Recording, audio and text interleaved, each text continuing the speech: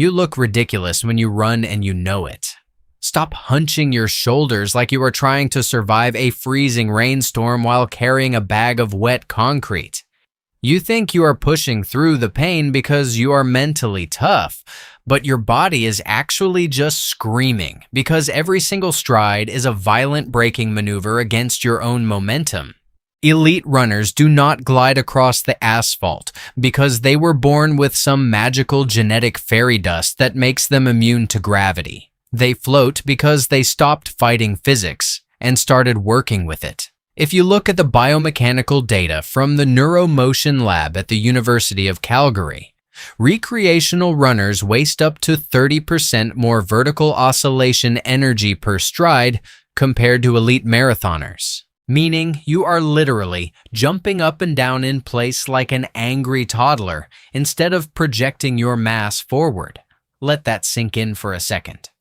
While you are out there congratulating yourself on logging 50 miles a week of sheer brute force punishment, your legs are absorbing a shock load equivalent to nearly 3 times your body weight with every single foot strike, and your form is the reason your knees feel like ground glass by mile 8. You are treating running like a test of character when it is actually just an efficiency puzzle, and you are failing math. The reason you feel like you are dragging anchors through wet cement by the end of your long runs is not because your cardiovascular system is weak, but because your neuromuscular coordination is an absolute disaster zone. Look down at your feet right now in your mind. Imagine your last 10,000 meters and ask yourself why your heels are slamming into the pavement in front of your center of mass like a pair of emergency parachutes deployed mid-flight. When you overstride, your tibia acts as a literal crowbar against your knee joint, sending shockwaves straight up your femur while instantly killing any forward velocity you just worked so hard to generate. It is hilarious in a tragic sort of way that you buy carbon-plated shoes that cost $300, hoping they will fix a mechanical flaw that stems entirely from the fact that you refuse to engage your glutes. Speaking of spending money on garbage you do not need, let us talk about your cadence for a minute. Because I know you downloaded that metronome app and drove yourself insane trying to force a magical 180 steps per minute while looking like a marionette whose strings are being pulled by a drunk puppeteer. That number is not a divine commandment written on a stone tablet. It is a statistical average derived from elite athletes who are running at a completely different velocity than your afternoon jog pace. Yet you alter your natural stride length and exhaust your nervous system trying to mimic a metronome. Why do runners stubbornly believe that suffering more equals improving faster when every peer-reviewed study on neuromuscular adaptation proves that efficiency comes from relaxation and elastic recoil rather than white-knuckled tension? Think about the Achilles tendon acting as a natural biological spring storing and releasing energy. And then look at your stiff ankles locking up because you are trying to artificially punch the ground with your forefoot like a ballerina having a seizure. You are forcing your muscles to do 80% of the mechanical work when your tendons are designed to handle the heavy lifting through passive elastic storage, which explains why your calves feel like tightly wound barbed wire 48 hours after a tempo run. Let me ask you something genuinely uncomfortable. Why do you assume that feeling wrecked after a run means you had a good workout when it usually just means you spent an hour beating your joints into submission with an inefficient stride? If your car got 3 miles to the gallon, you would not praise the engine for working hard. You would take it to a mechanic because something is fundamentally broken. Yet you wear your chronic injuries like a badge of honor on Strava. You need to stop thinking about your feet and start thinking about your hips, because the secret to that effortless elite floating sensation is actually hidden 3 feet higher than where you are currently focusing your anxious attention. When you initiate your stride from your lower leg, You are relying purely on concentric muscle contraction, which burns through glycogen stores and recruits fast-twitch muscle fibers that have no business being involved in a steady-state endurance run. But when you shift your mental cue to driving your femur backward underneath your center of mass, something incredible happens to your posture, and your entire mechanical chain lights up without you having to white-knuckle your way through the miles. It feels weird at first, almost like you are falling forward into a controlled descent, because your brain has spent years convincing you that leaning is dangerous and that you need to stay upright like a nervous penguin.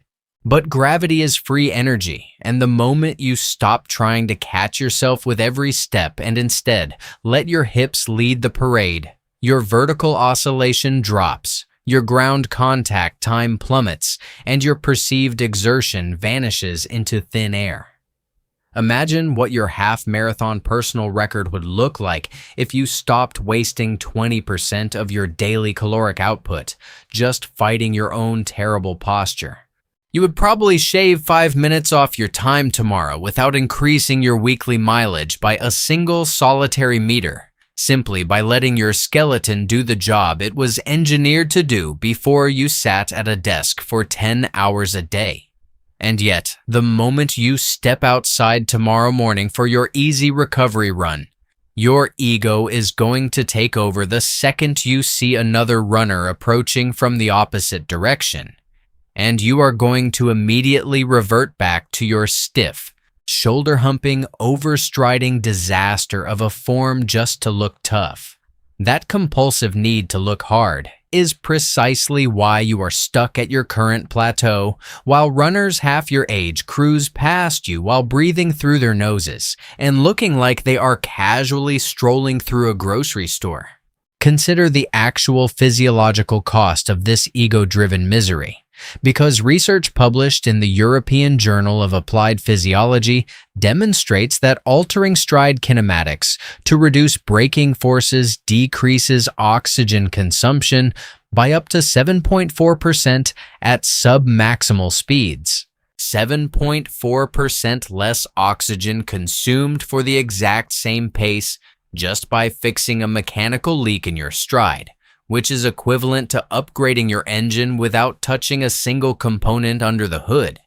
You treat oxygen like it is an infinite resource that you can bully out of your lungs with sheer willpower, ignoring the fact that your cardiovascular system is operating on a strict biological budget every single second you are out on the road. Why do you insist on running like you are dragging a parachute when you could be utilizing passive dynamics that cost you virtually nothing in metabolic currency? Think about the way a pendulum swings back and forth without requiring an internal combustion engine to force every single arc, and then look at your rigid arms crossing your chest like a barricade, wasting rotational energy with every jerky swing. Your upper body is supposed to act as a counterbalance to your pelvis, rotating fluidly around your spine to cancel out the transverse forces generated by your legs, but you lock your torso into a rigid cylinder because you heard somewhere that keeping your core tight means bracing like you were about to take a punch to the stomach. No wonder your lower back feels like it has been compressed in a vice by mile 12. And no wonder your breathing becomes shallow and erratic the moment the pace picks up past your threshold. You are suffocating yourself from the inside out while simultaneously fighting every natural law of motion. And then you wonder why your coach tells you that your endurance ceiling is self-imposed. Let us talk about what happens to your nervous system when you spend an hour and a half pounding the pavement with zero regard for structural elasticity. Because central fatigue is not just about glycogen depletion in your liver and muscles. According to landmark studies from the Sports Science Institute regarding neuromuscular fatigue profiles, prolonged high-impact ground reaction forces degrade motor unit recruitment patterns within 45 minutes of continuous running if form deteriorates, forcing your brain to shut down fast-twitch fibers prematurely. That sudden, heavy-legged feeling at mile 10 isn't because you didn't take your overpriced Morton gel at the 40-minute mark. It is because your brain is panicking over the structural trauma being fed up through your nervous system and is actively cutting power to your legs to keep you from literally breaking your bones. You treat nutrition as the magic bullet for every single running failure, swallowing gels and electrolyte tablets like Tic Tacs, while completely ignoring the fact that a bad mechanical setup will burn through 20 miles of carbohydrates in 10 miles of actual effort. What if the reason you bonk early in every single race has less to do with your glycogen stores and everything to do with the fact that your mechanical inefficiency is causing your muscles to contract against each other like two cars driving with the emergency brake pulled? Think about that the next time you stand in line at the running specialty store buying another box of electrolyte shoes that cost more than a steak dinner, hoping that chemical magic will override physical geometry.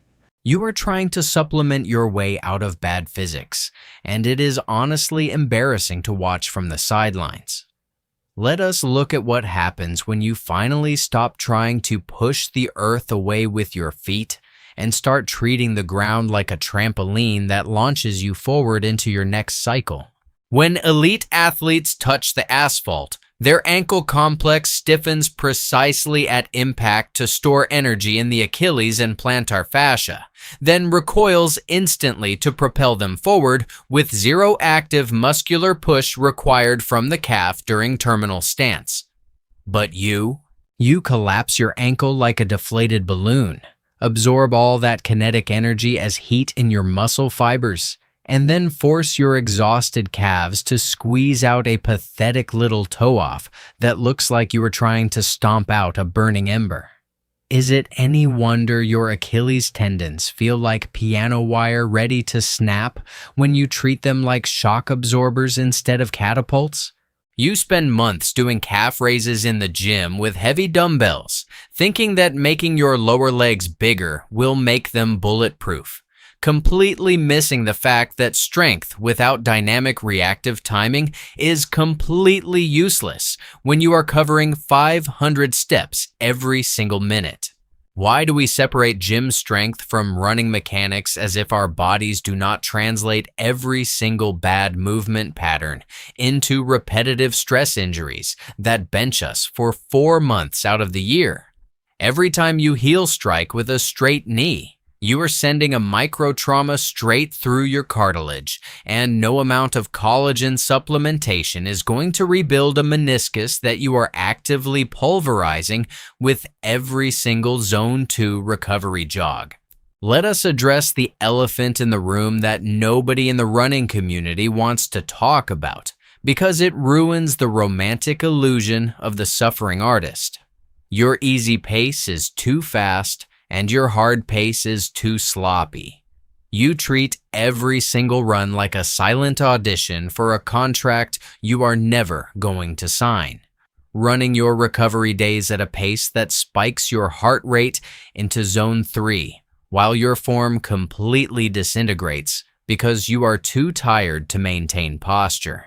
Then, when race day comes around, you wonder why your legs feel heavy before you even cross the starting line, blaming bad taper weeks or a slight shift in humidity when the truth is your cumulative mechanical trash volume caught up with you in the worst way possible. Have you ever noticed how the runners who look like they are barely trying are always the ones standing at the top of the age group podium while you are over in the medical tent getting ice packs taped to your IT bands?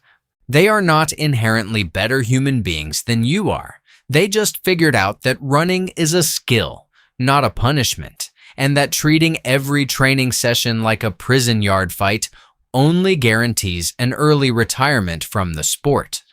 Let us break down the exact moment your stride falls apart during a long run, because it is always the same predictable sequence of events that you refuse to acknowledge. You start out feeling great, posture tall, shoulders relaxed, breathing locked into an easy rhythmic pattern for the first 3 miles, while the adrenaline carries you through your warm-up delusions. Then, mile 5 hits. Your core fatigues slightly because you have been slouching inside your running vest and your hips begin to drop toward the pavement like a sagging mattress. Suddenly, your stride lengthens not because you are moving faster, but because your lower legs are reaching out ahead of your center of mass to catch your falling body before it face plants into the tarmac. By mile 8, your arms cross your midline like a boxer trying to protect a broken jaw. Your cadence drops by 10 steps per minute, and every single foot strike sounds like a bag of wet laundry hitting the floorboards. You tell yourself, this is what grit looks like, that you are earning your medal through pure stubbornness, while your GPS watch records a pace that is 30 seconds slower per mile despite your heart rate operating at maximum capacity. That is not grit. That is mechanical suicide, and your body is keeping score even if your ego refuses to look at the data. Think about how much faster you could race if you didn't spend the final 4 miles of every half marathon fighting your own collapsing skeleton just to stay upright. You would be running past people who are currently passing you, smiling while you're making that grimacing face that looks like you are trying to pass a kidney stone on Leah television. Let us examine another uncomfortable truth about your training philosophy. Your obsession with high mileage without structural integrity is just a fancy way of telling your physical therapist that you want to pay their mortgage this year. You read articles about elite runners logging 120 miles a week, and you think that simply doubling your current volume will magically bridge the gap between you and a sub-3-hour marathon. But volume without structural efficiency is just a multiplier of dysfunction, meaning that if your mechanics are garbage at 30 miles a week, doing 60 miles a week just means you get to practice your garbage mechanics twice as often and twice as painfully. It is like taking a car with a warped chassis and putting a larger fuel tank in it, expecting it to win Daytona just because it can stay on the track longer without stopping. Why do runners have such a massive blind spot when it comes to mechanical economy, treating every injury as an unfortunate act of God, rather than the inevitable mathematical outcome of bad physics? If you drop a hammer on your foot every single day, you do not blame the hammer for breaking your toes. You stop dropping the hammer.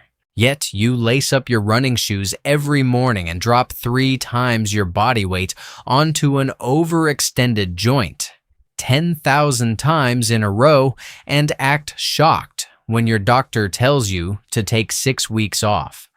The human body is remarkably adaptable, but it cannot negotiate with terrible geometry, and no amount of ice baths or compression boots will ever save you from the consequences of a broken stride.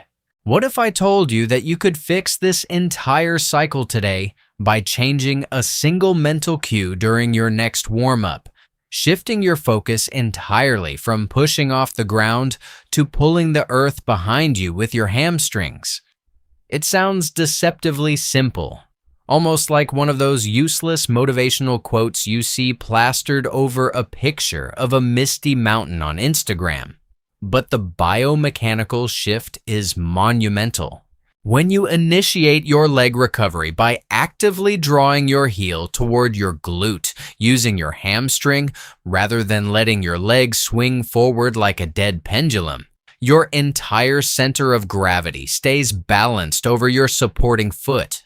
Your foot naturally lands underneath your hips instead of 5 inches out in front, completely eliminating the braking force that has been stealing your energy and destroying your knees for the last 5 years. You stop fighting the pavement and start riding the elastic wave of your own skeletal alignment. And the difference is so immediate that it feels like someone took the emergency brake off your legs while you were running downhill. Try it on your very next easy run. Stop reaching with your toes. Stop punching the air with your hands, and just let your hips drive while your heels float up behind you in a natural, effortless circle. You will feel lighter, your breathing will deepen without conscious effort, and your splits will drop even as your heart rate stays remarkably low because your engine is finally working with your chassis instead of against it. But before you go out there tomorrow morning and try to overhaul your entire form all at once and end up pulling a muscle because your nervous system is overwhelmed, let us address the final missing puzzle piece that explains why some runners seem to have a spring in their step that never fades, even in the final miles of a grueling marathon. If you have ever stood near the finish line of a major marathon and watched the elite pack fly past you at a 2.5-minute kilometer pace, you probably noticed something strange about their lower leg action that looks almost exaggerated if you do not understand the physics behind it. You saw them kicking their heels up high toward their glutes with a snap that looks like a sprinter working through a speed drill. And you probably wondered why they are wasting energy lifting their legs like that when they should supposedly be conserving motion. The answer to that exact question is the single most guarded mechanical secret of elite endurance performance, and it completely alters how you utilize your rotational inertia during a distance race. But before we break down why elite runners kick their heels so high and how mastering that exact recovery motion unlocks an entirely new gear for your upcoming 21-kilometer race in the next episode, take a second right now to hit that subscribe button. Smash the like icon, drop a comment below, letting me know exactly which city you are watching from. Share this video with that one running buddy who desperately needs a reality check on their atrocious overstriding. And if you want direct access to my weekly training breakdowns and behind-the-scenes coaching notes, tap that join button right down there in the pinned comments to become an official channel member today.